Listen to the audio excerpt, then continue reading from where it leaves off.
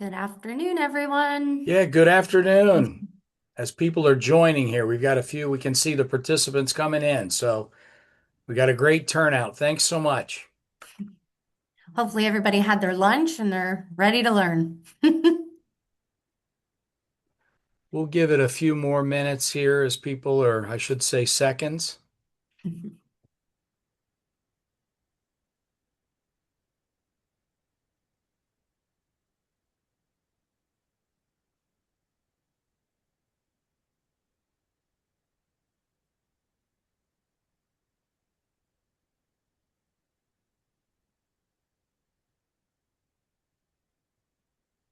And if you All guys are, right. Well, Alex, I think we should get started. We've got a yeah, lot to cover today. So I'm thrilled everybody has been able to join. We're really excited about the content we're going to promote today. Again, we're going to really highlight GV Boost, which stands for Graphic Village Boost. And we're really going to talk about building a recurring revenue through integrated mail and digital solutions. So it's really the combination of not looking at it as one channel, but how additional channels and engaging with the digital with the channel of direct mail can really be opportunistic and drive better results for your mail campaigns. Just a little bit of a background. My name is Brent Tarter. I'm the Executive Vice President of Sales and Marketing for Graphic Village. I've got over 30 years primarily in working for a variety of marketing services organizations, and it's really about helping drive results through the combination of data, digital, creative, and really strategic solutions to get the results you're looking for. So I'm really passionate about, again, coming up with a variety of sales uh, efforts as well as working with our marketing communication team, all really about winning together. But it takes the customers that we really want to support and making sure that we're putting together winning programs for you. That's what it's all about. And again, it's been my life in sales and marketing. And one little tidbit, I guess I said, was I am a big avid sports fan and I do enjoy the horse industry. So let's talk more about Graphic Village and who we are. We're a full service, really full forward thinking print solutions provider. You're going to see we get involved in a lot of solutions in support of our customer needs, from traditional printing, both offset and digital. We get involved with packaging, large format print, environmental graphics, direct mail, merchandising and apparel, as well as fulfillment. So we really cover the gamut as a marketing services provider, dealing in all areas of print to support the needs of our customers throughout the U.S. Just by the numbers, that's a picture of our corporate location, headquarters located just outside Cincinnati, Ohio. We've been around a long time. Date founded was 1921, so we got over 100 years of service and supporting clients in the whole print industry. 225 plus employees. We've got a large facility here. We also have facilities in Indiana and in Chicago, Illinois. Um, right now, as far as in 2025, we were ranked as the 119th largest printing operation in the US and Canada. And we've won numerous awards for print excellence just recently. We won 13 awards here in the Ohio region based on the quality and the solutions we provide in the print industry. So we're thrilled to really showcase today and focusing in on the GV Boost. And my partner to do all this today, I'd like to introduce Alex Saunders. She is our content expert on this solution, and I want to welcome her to the group. And thanks, Alex, for your time today and helping us present this to our clients. Absolutely. Thank you for the introduction, Brent. I am so excited, and I don't think many businesses can say they surpassed the 100-year mark. So kudos to you guys. That's amazing. And I didn't realize all of the things that you guys offer there, and I'm sure some of your customers don't either. So very excited to go through this and introduce some new technologies and some new tools to you guys. And some of these things may be familiar. Some of these things may be newer concepts when we talk about about combining the efforts of physical mail with the digital space. Historically, they've kind of stayed in their own sandbox, in their own funnel or silos, if you will. So let's just get right into it. One thing I think it's important to do is understand or kind of set the scene in understanding some of the challenges that we have as marketers and business owners before we talk about solutions. So I love this quote that says, "Half the money I spend on advertising is wasted. The trouble is I just don't know which half." So I wish I could see everybody raise their hands to see how you guys may relate to that. But marketing just in general can be extremely challenging, from generating enough quality leads to enough leads, budgeting resources to the right strategy. I mean, it truly is a full-time job. So it's important that we understand consumer behavior and really how things have shifted given the past couple years. And while it might seem basic for everybody, it's a good reminder and a refresher, and sort of helps connect the dots when we discuss why we're doing the strategy and why and the method to the madness. But the average consumer sees somewhere between 4,000 to 10,000 marketing messages a day. And you might not believe it given that how high those numbers are. But just think, from the moment you wake up to you grab your phone, you put the TV on, you get in the car, you drive, from TV, billboards, direct mail, radio, emails, we as consumers are constantly being solicited by brands and organizations that there is a lot of noise to break through. We are going to get sick of our marketing message before our end customer will. So it's we're constantly evaluating and changing our strategy, and sometimes we as marketers cannot see the forest between the trees, and we get bored with our own things very easily before we see the fruits of those labors. So when we're talking and looking at these strategies, I just want you guys to rewind, put yourself in the position or shoes of a consumer, because at the end of the day, that's what we all are. Just because a single postcard or a letter or an email went out does not mean that it was actually seen, absorbed, or acted upon. So, looking at attention spans, did you know that the human attention span is a mere 8 seconds? So imagine how difficult Brent and I's job here is today to keep all of you guys engaged and entertained for the next 35 minutes. But when it comes to direct mail, that is literally the only marketing channel that you cannot ignore or avoid. It takes 21% less cognitive effort to process than any form of digital advertising. You have to physically look at that piece. Even if it's going into the trash, you're still looking at it, holding it, feeling it, touching it, smelling it, doing all those things with that physical mail piece. And no other marketing channel creates or evokes that sense of emotion. When we're checking emails, scrolling Facebook, we're doing 10 other things at any point in time. But again, the direct mail is truly the only thing that you're doing at that moment in time. So even if the message is not relevant to you, or you're not in the market for a new car, or whatever the message is, you're still seeing it and you're still getting that branding element. So direct mail has always worked. It's just been kind of difficult to track. And that's really what we're going to talk about today, is tracking, attribution, how to make that stronger. But when you look at the historical data of direct mail, it is constantly outperformed all digital channels. But the conversation today is not about choosing digital or direct mail. Again, it's combining those efforts. And when you look at direct mail, 92% of it is open. There is no open rate like that on an email, even if you're offering the craziest thing under the sun, or you're offering a BOGO. No other marketing channel gets that type of response or open rate. Now, what happens when you cut direct mail? I'm sure you guys here on the call, on the webinar today, have done direct mail in some capacity throughout your career or wherever you stand right now. But the reality is direct mail is not cheap. Brent and I understand that. It is not the cheapest form of marketing. However, what happens once you can't quantify or prove something works? It is the very first thing that you cut out of the budget, again, especially if it has the highest price tag. But what happens when 30, 60, 90 days later, you cut that effort and you really didn't realize what it was actually producing? And I always love to look at this Nordstrom test, because they tested this. I don't know if any of you guys have a Nordstrom credit card, but how they send their loyalty notes is they would physically mail you a $20, $30, $50 check, and you would go in the store and redeem that. Well, they decided, hey, let's cut that. Let's see if we can save some money and move everything to digital. And they started sending it it via email. And they immediately, within 63 days, noticed a direct decline in foot traffic in stores and sales. But they didn't realize how effective those Nordstrom notes, the physical Nordstrom notes, were because you can redeem them digitally in the store without the physical piece.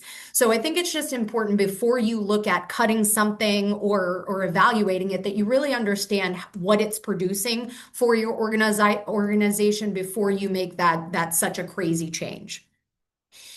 Now, direct mail, what happens when somebody gets a physical direct mail piece? The majority of them will go to your website. They're going to look at your product, service, your reviews, but the other problem or challenge is that also a higher majority of those people are going to leave your website without taking any action. So does that mean the direct mail campaign didn't work? No, it means it created the reach, but now you need to work them through the sales funnel. So if you're not following up with them in some way, shape, or form, you're really leaving a lot of money on the table. I know I don't have to tell you guys that repetition is essential, not just in marketing or direct mail, but really anything that you do, right? I know we have heard the term the rule of sevens, but truly 80% of sales are made between that eighth and 12th touch. But how do you follow up? What's the right strategy? What's the most cost-effective way to do that? How much is too much? What's that sweet spot? Well, look at it two different ways.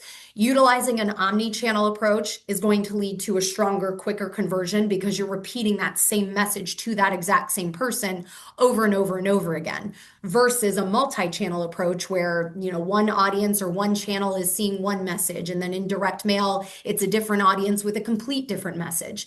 Is it contributing to revenue and success altogether? Sure, but it's a longer runway. An omni-channel approach where we combine those efforts, that is going to produce a quicker response.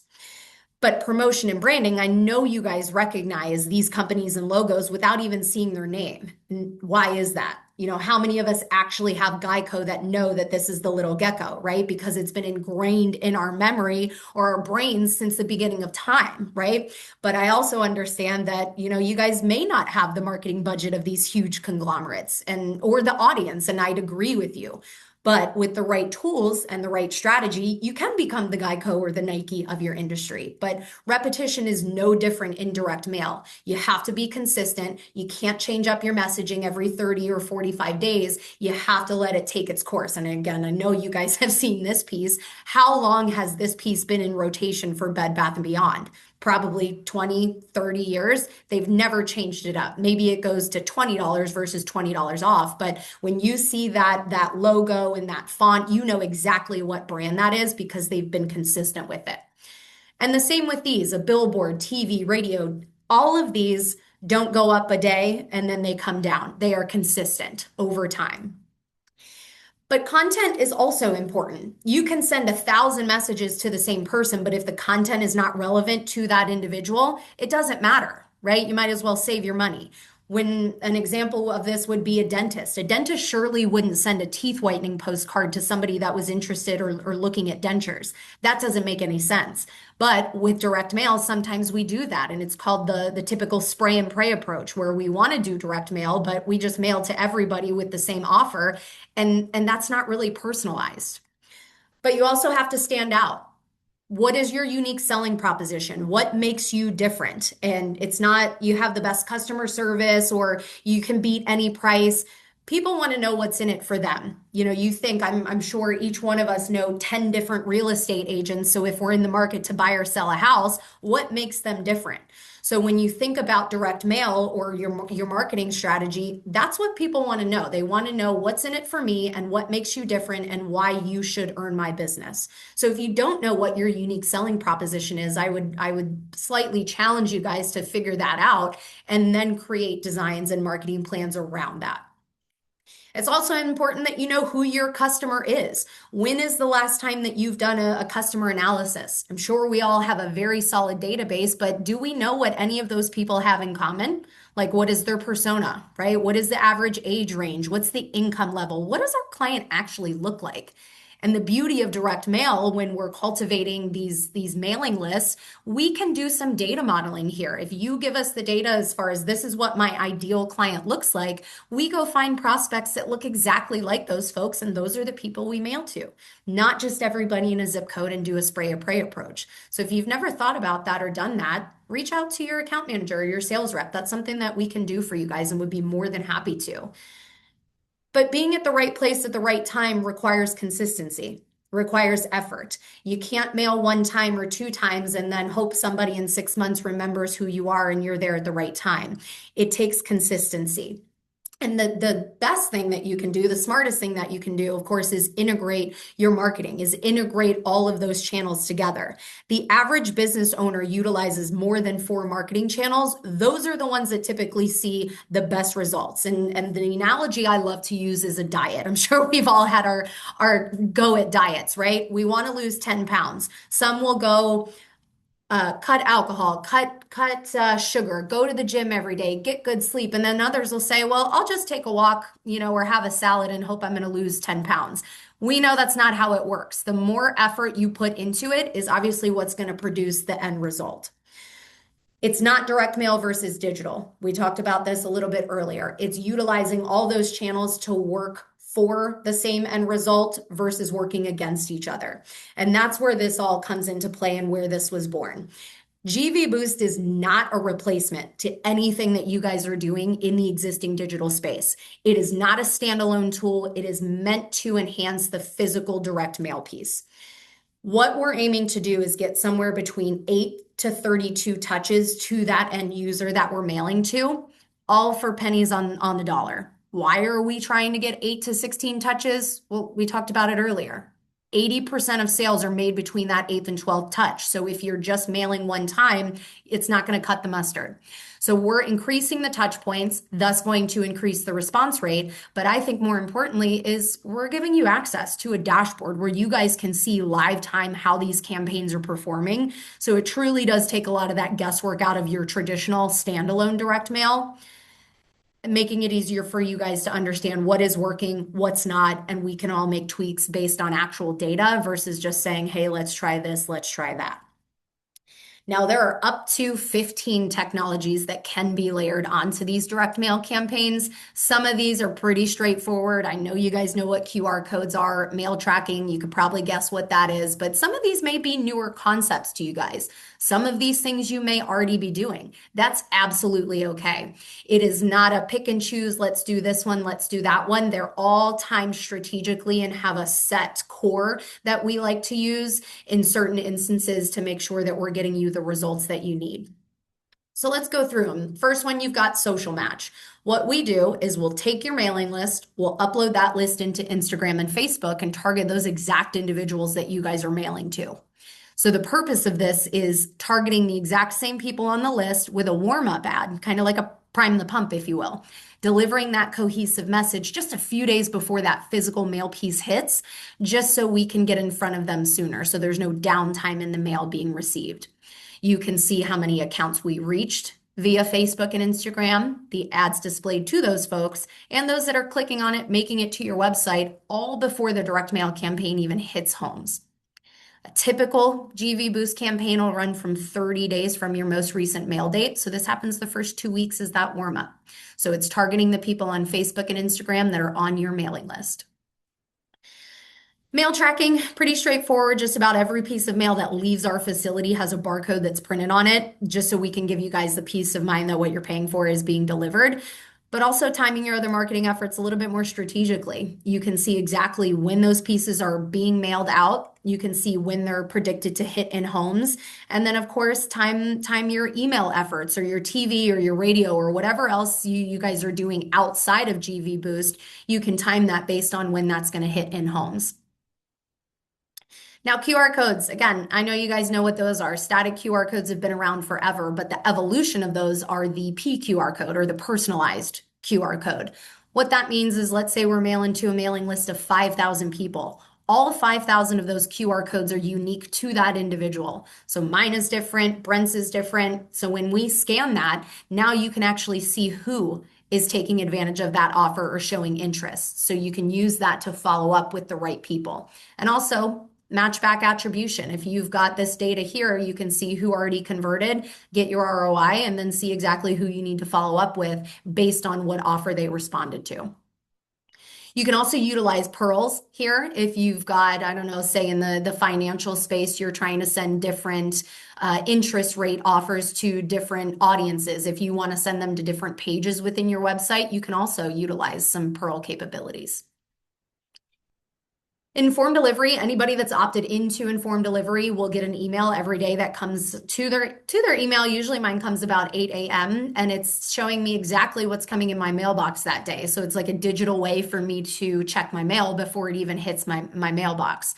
So there's a little interactive ride-along ad that folks can click on, and it takes them to that exact same landing page. So I don't know if you guys are kind of seeing the trend here, but all roads are leading to the website.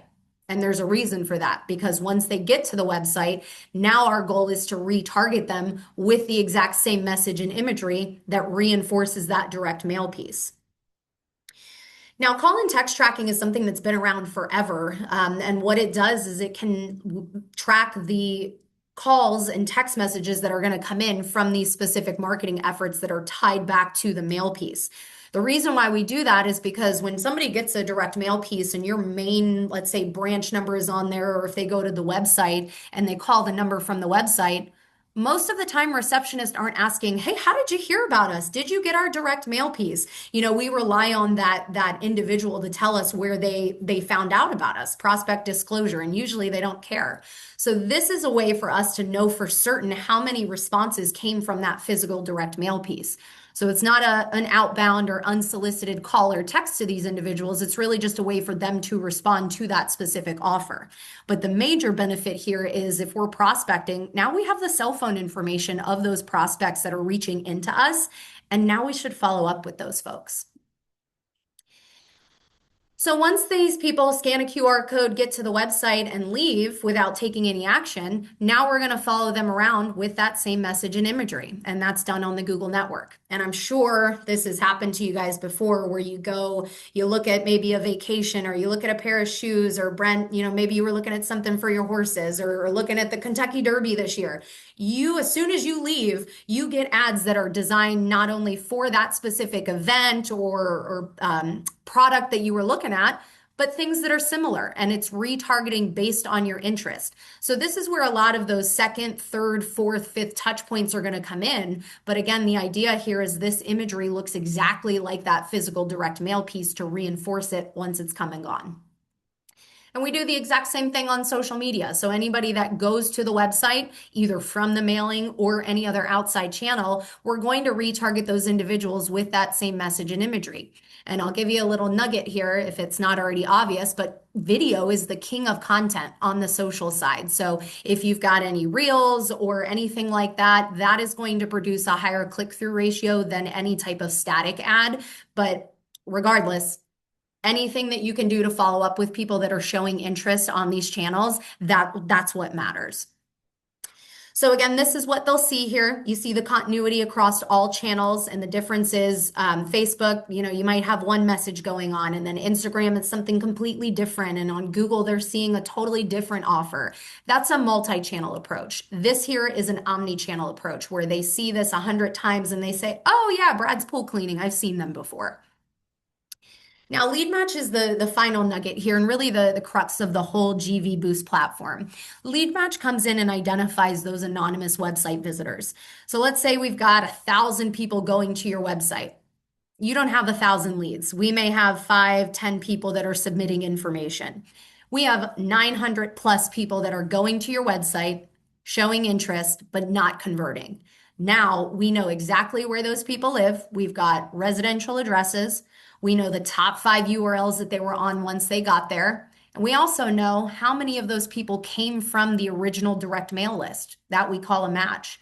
We want to be able to show you out of the mailing list how many of those people are actually responding and how many brand new opportunities that you had. Maybe these people were outside of the income level. Maybe they were outside of the zip code. But if somebody's interested in refinancing their home, but they live outside the zip code and they live in a $2 million property, wouldn't that still be of interest to you? Should be. But you can use this data however you want. What most of our clients are utilizing this data for is at the end of the 30-day cycle, we'll download these leads, suppress it against a conversion list, and then do a supplemental mail campaign to the difference.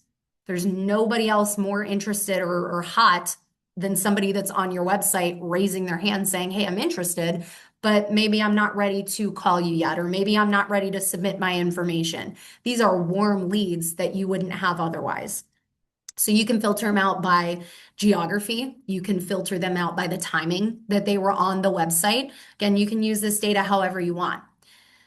But I'd be a liar if I didn't show you some case study data, right? I can tell you how great these things are day in, day out, but I'll let the numbers speak for themselves. So this is a very familiar nonprofit that did a campaign with a physical mail piece as well as the digital enhancement. And one thing I want you guys to recognize, because sometimes all we see is, well, what did it increase and how many dollars did they make in? But we forget or sometimes look past that this was a 12-month campaign. This $1.6 million did not come in a month, 2 months, 3 months. It took them a year and they built consistency.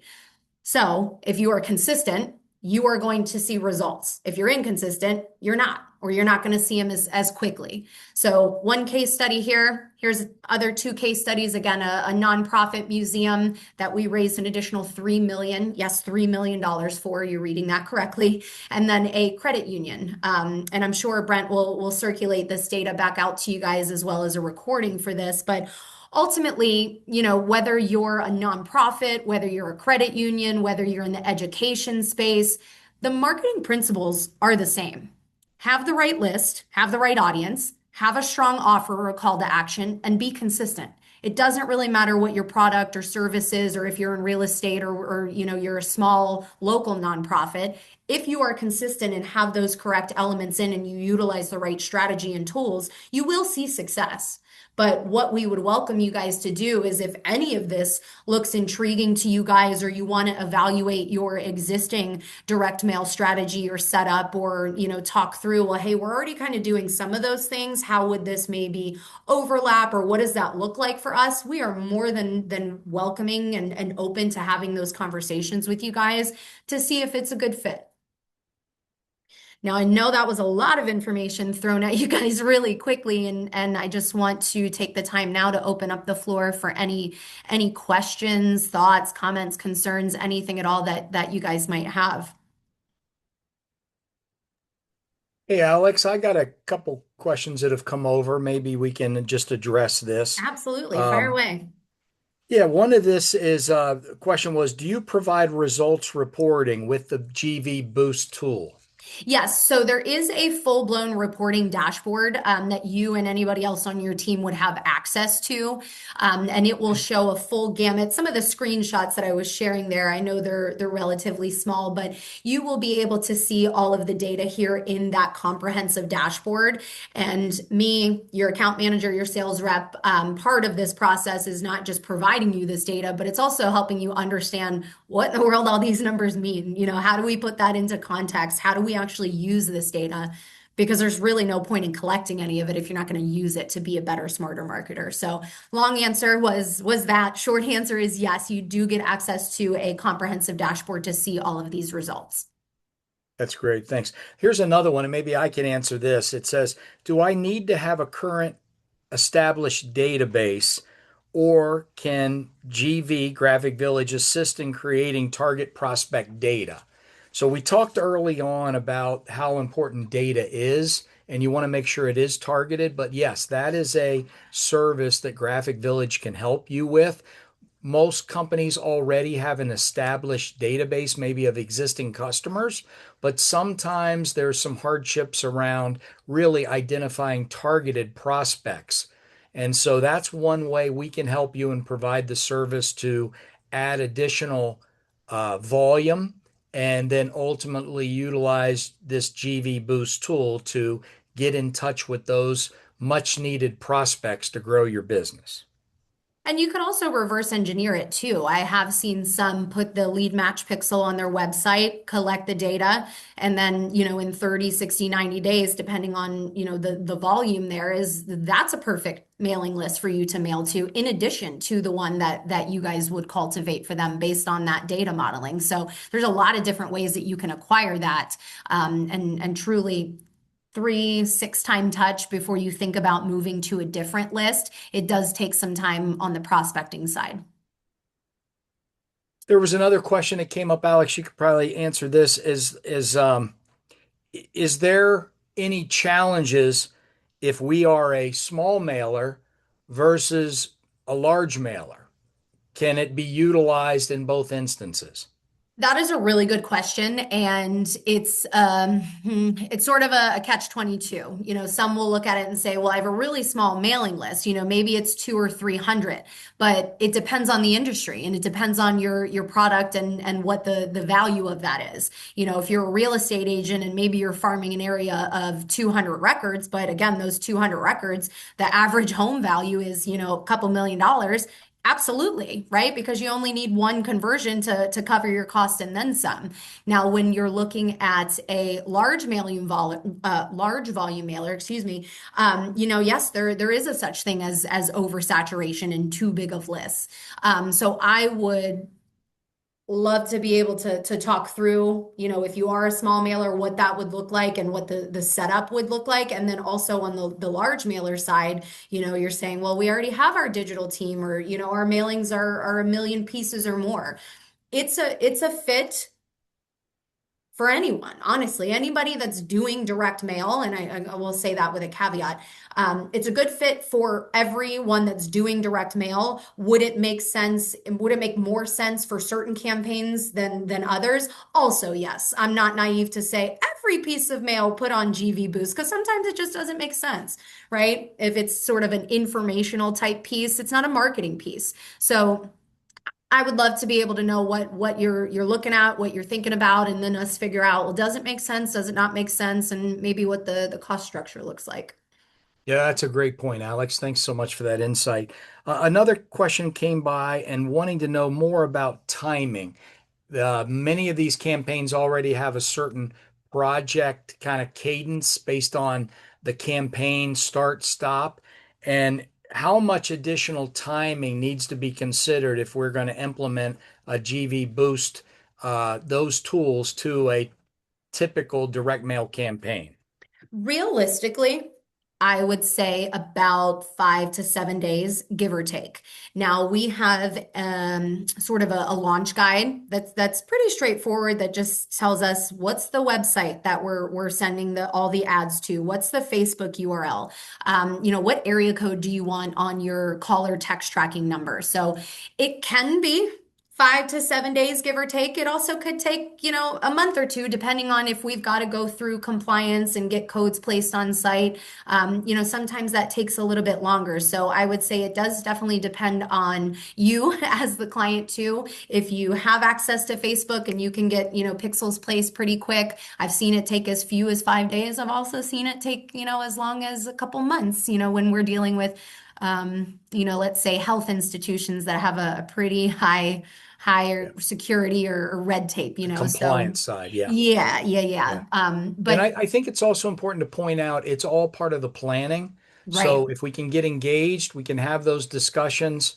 and start. And usually the first campaign takes the longest because we're going to be asking questions many of you we've not engaged with before on some of the topics we're going to be bringing up and information we need. But once we get through that first set of criteria, we can then typically engage and move the other campaigns along at a faster rate. So I think that's something to consider as well. Yes.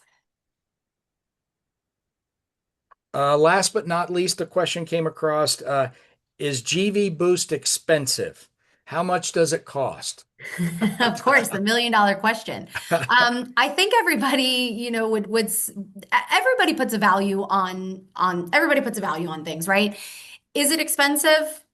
It depends. Depends on your quantity. It depends on what your product is. Again, I'll go back to the real estate. If it cost you $400 to set it up, but your commission on a $2 million house is what it is it expensive? Absolutely not. Right? Instead of looking at is it expensive, what I would say is what is the risk, right? What is the risk on the investment? But ultimately, no, it's literally pennies on the dollar depending on what the volume is. Everything is custom quoted based on the job or based on the mailing, but even on our lower volumes, you're still in less than the cost of a stamp. So look at it as a part of your direct mail budget because it is a direct mail enhancement tool. So when we quote it out, you'll see line items for that, but well, you could find a quarter in the parking lot and pay for it. It's ultimately about the per piece or the per price of the message to that end user and what that potential prospect, the lifetime value of that client is. But no, Yeah, that's key. And I think the other thing too is the way you look at it. It's not just, hey, we're sending a direct mail piece out, here's the cost, but it really starts the conversation of what are the results? What are the new connections I'm able to make? What's conversion? What is the ROI? But looking at it in a different way and being more results driven and seeing the outcomes versus just doing a mail campaign. And I think through the reporting tool and the value, we're going to be able to extend the touch points, as we've talked about, in such a way that you're going to be able to see better results. And it's not so much what it cost, but what are the results? And then was it money well spent? And right. I think that what we've seen throughout our experience is because of people that implement this, they're able to definitely get the results they're looking for. So that's the only thing I would add, Alex. And I see one question in here. Will this work for B2B versus consumer? That is a really good question. B2B mailings and consumer mailings obviously are a little bit different. B2B has its challenges, in the sense of you're trying to get to a decision maker, but that mail piece has to go through a couple hands first, right? Just like in, Graphic Village, their case, there's 200 plus employees that work there. If I'm trying to get directly to Brent, the receptionist has to make the decision if my mail piece deserves to get on Brent's desk. And sometimes that doesn't happen. So when we look at adding these touch points, yes, it can work in the B2B space because ultimately at the end of the day, again, we're all consumers, whether, Brent is running an organization or not. He has Facebook. I don't know if you have Instagram, but you're online, you're doing stuff, you're that mindless scrolling. So it's important, it's extremely important, I'll call it imperative, that you have the decision maker on that mailing list, not just Graphic Village, but Brent specifically. So that way, when I'm running the social match and doing all of the digital things, I'm looking for Brent versus looking for the janitor or the pre-press guy that is not going to make these business decisions. So, yes, it does work in the B2B space. It's just set up a little bit differently versus a consumer. That's a really great question. Well, that is all I'm seeing so far. I don't know if anybody else has a question that they would like to send in. We want to be cognizant of everybody's time today.